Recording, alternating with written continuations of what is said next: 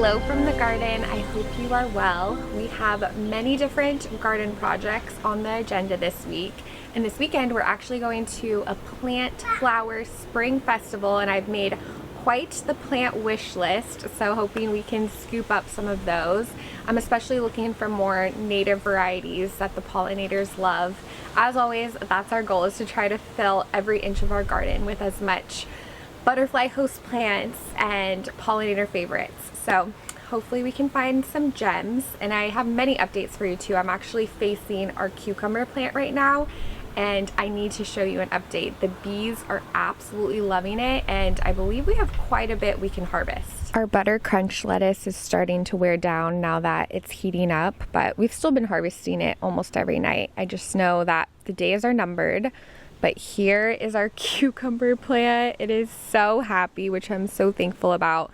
Unfortunately, I did spot a cucumber beetle on it this morning, so hopefully we don't deal with any more, but that was not a pretty sight, but we're moving forward.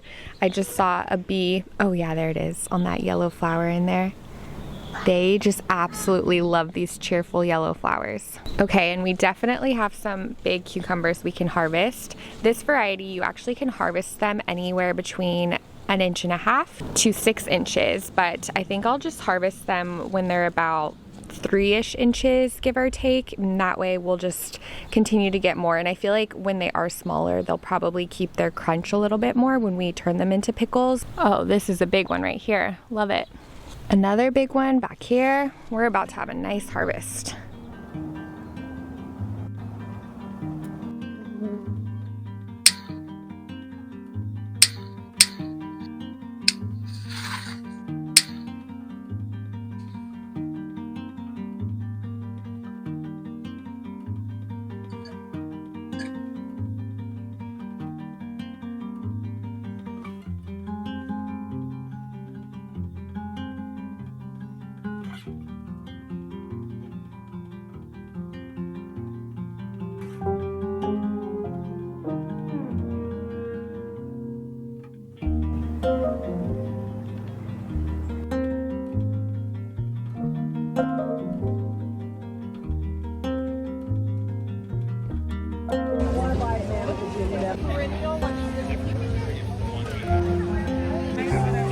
That was pretty hard to kill today.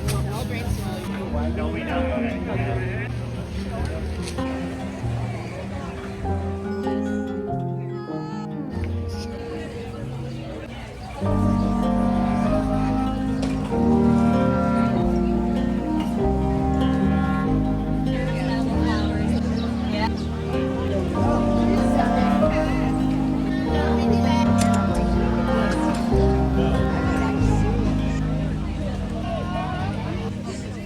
I'm gonna water.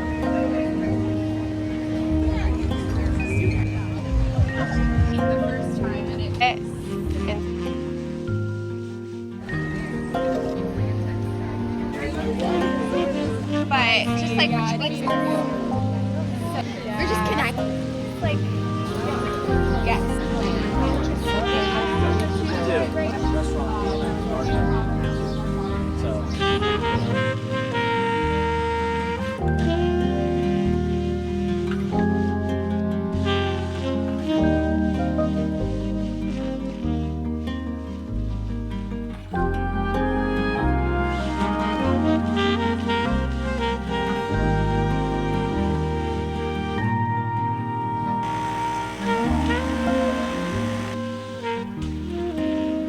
More cosmos are blooming each and every day. They are so lovely.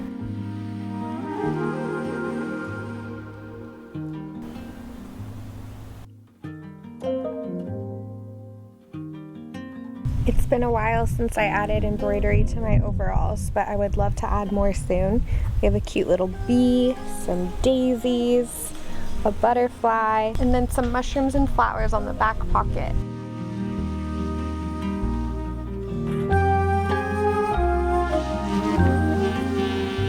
Okay, here's our loot. Let's see if I can remember all of the names. These I got from Lowe's the other day, actually. So this is purslane. I love, love, love these flowers. And the leaves are succulent-like, so they're pretty hardy. And the flowers actually close up at night, and then they'll open up again in the morning. Very charming. And then some salvia. I just love my salvia, and so do the bees. And here we have gold dust mercardonia. It is so sweet and beautiful. Apparently it works nicely as a ground cover, so I'll probably try to see if we can get some to grow nicely where our grass is, because we've been trying to slowly transform the lawn in our garden to be more ground cover blooms. And then I got a little rosemary plant. I'm gonna leave this in a pot instead of put it with our other herbs, because I've found that it has different watering needs and would enjoy more sunshine than the other herbs do. So I'm gonna give it its own little home. And then I also got a picnic pepper plant. And look at these violas. These are edible flowers, and they look like something straight out of Alice in Wonderland. Next up, we have bee balm and blue-eyed grass, which both really attract native pollinators. And then over here is our herb of grace, otherwise known as water hyssop. And these are some of my favorite. They are the host plant for various swallowtail butterflies. And last year I got some herb of grace from the festival, and I just fell in love with it. And so did the caterpillars. They constantly devour it, but thankfully it continuously grows back, and I love this as a ground cover. It also has more of a succulent, thick leaf, so even if you are stepping on it, it's pretty resilient. This beauty is a helmet skullcap, which I would have never guessed that that's the name of this flower, but it is also a native perennial wildflower. And then these tall purple flowers are verbena. When you look closely, they have a ton of teensy little purple blooms. So, so beautiful. And then this is fleabane. You'll see this often in the highways in the medium, just taking over. And apparently it self-seeds quite nicely. And I think the little daisy-like blooms are just darling. In this mulch area, we have pine straw, and we do have a little bit of perennial peanut poking through. That's what we originally had planted here, was a bunch of perennial peanut, but they didn't last very long. They are coming back a bit, but I know they can grow really well in certain spots, and I just don't think this is the best place for them. So we'll keep the ones that are there, but then I'm gonna sprinkle in a bunch of other florals, and I'm actually gonna basically pull up all of the pine straw that I can, put soil down, and then use it as an additional flower bed, because why not? The more flowers, the merrier, truly. Our dahlias are doing really well over here, so that's encouraging to see, because when I first planted our little dahlia sprouts, I stuck them all throughout our backyard, and this is the place where they're thriving the most. So that was a good trial and error moment. And then we have our lemon tree here coming back nicely after the big frost we had. And around here is our latania, which is also coming back. So we'll keep that, but then in all the little empty spots, I think I'll place more flowers, and that way we'll have a bigger variety to attract the most pollinators as possible.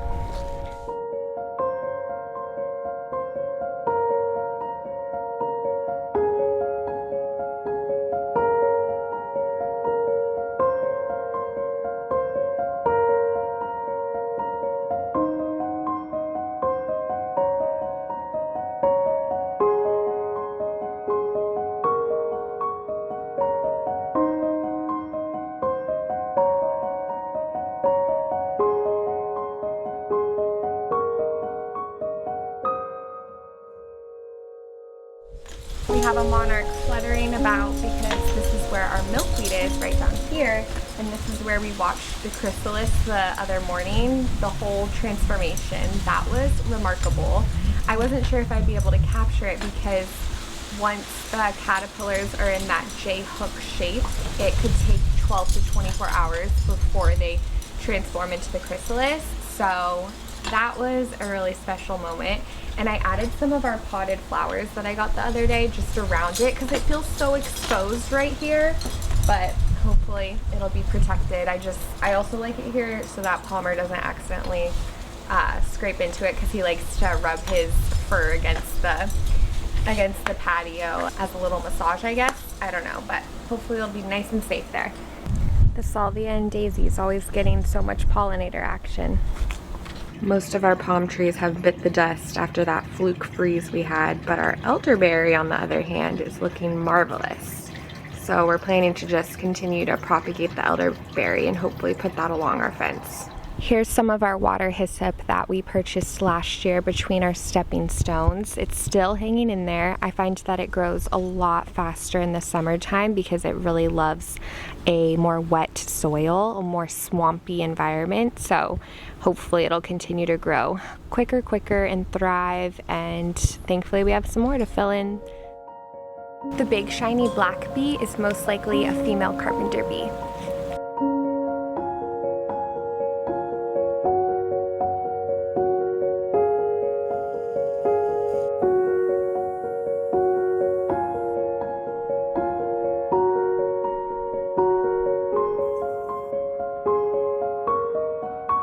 I also stocked up on seed packets at the festival. I got some borage, which is the ultimate pollinator attractor, some good old Everglades tomatoes. We love Everglades tomatoes. I actually noticed some volunteer Everglades tomatoes popping up in our herb bed, which is perfect. I would love for them to grow right next to the basil.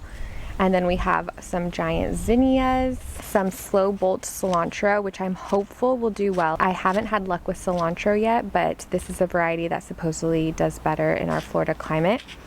And then some white cosmos.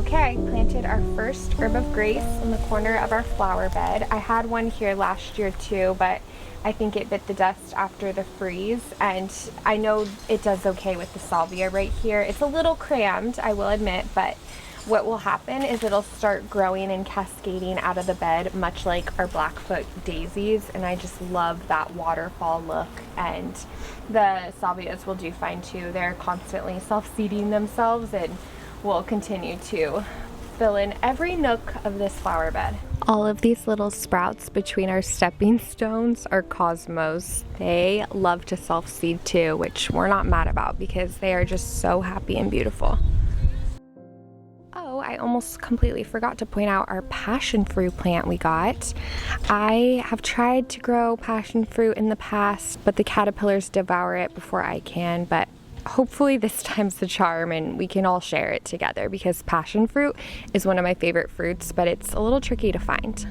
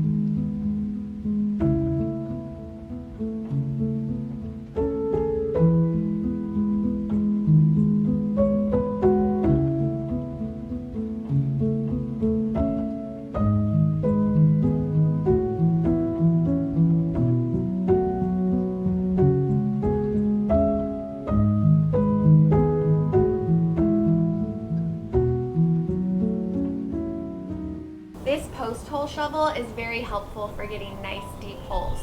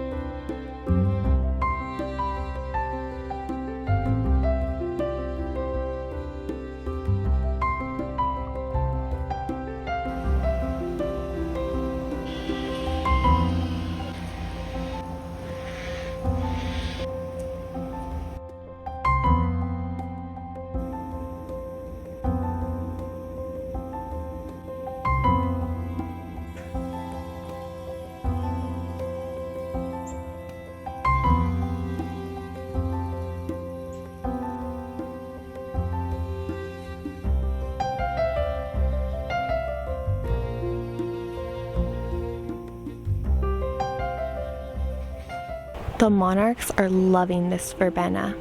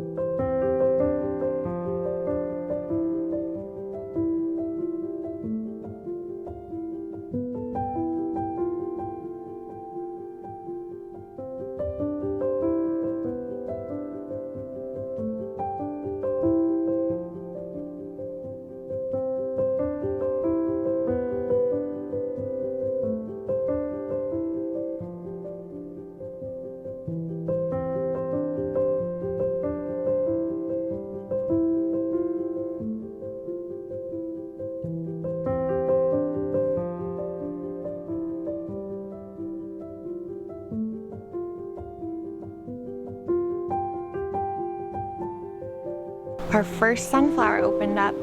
How lovely. Here's how our little flower patch is looking. I absolutely love it, and so do the butterflies. This verbena is a butterfly magnet, truly, truly. It is so cheerful too. And then I moved one of our cosmos over that we had in a different flower bed, but I think I'm gonna move over some more because they're pretty flexible and they just thrive. And then I started a new little flower patch right here.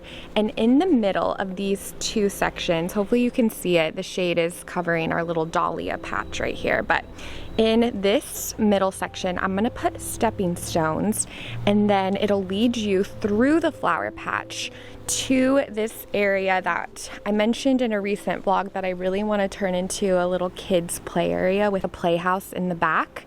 So I still need to work on that, but I think that'd be so cute to have a little path to meander through the flower patch in. And here's a much needed bougainvillea update. It is thankfully growing back beautifully. It's not growing back on any of the old branches, but it has new growth at the bottom. I would love if it would grow back on the stems up here because they're everywhere, but I just don't know if that's gonna happen. So we're trying to decide, do we try to trim it back even more? It's a little tricky because there are thorns all around it and it's woven within the trellis. So we haven't quite decided, but thankful she's coming back. We gotta make some elderflower syrup soon. We have so much elderflower in bloom.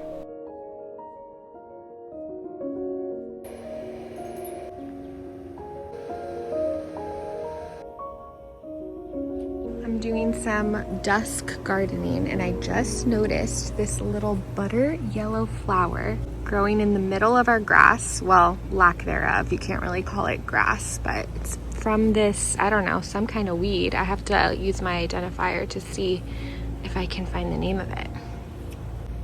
It's the perfect butter yellow. It's so sweet.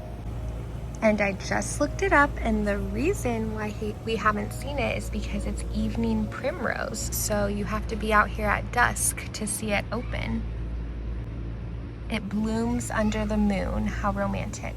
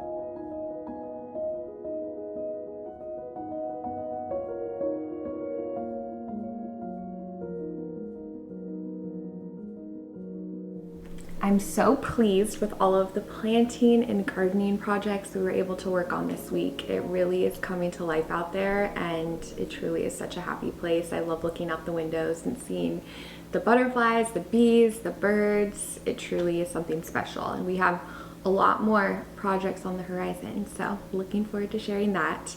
I also need to share, for one of my best friend's birthdays, we went to Bok Tower Gardens for the first time. It is in the Lakeland area. I believe it's in Lake Wales or Lake Walls. I'm not quite sure how to say it or where exactly it's located, but it is truly stunning. I am so thankful we went. It is expansive, so the property is just full of different garden nooks and inspiration. And my favorite part, I think all of our favorite part, you would think, is the beautiful tower, the Bok Tower, because that is extraordinary. But they have an extensive children's garden with fairy houses and little play music area and acorns you can hop from and a little river walk. It was so lovely. I absolutely want to go back and take the boys, but highly recommend going if you're in the Central Florida area or ever find yourself in the Central Florida area. It is a really special place, and I just love checking out different gardens. It really provides so much inspiration. It definitely makes me want to designate some time and energy in making a little play area for our son in the little corner that I keep speaking of that I just haven't done anything with yet.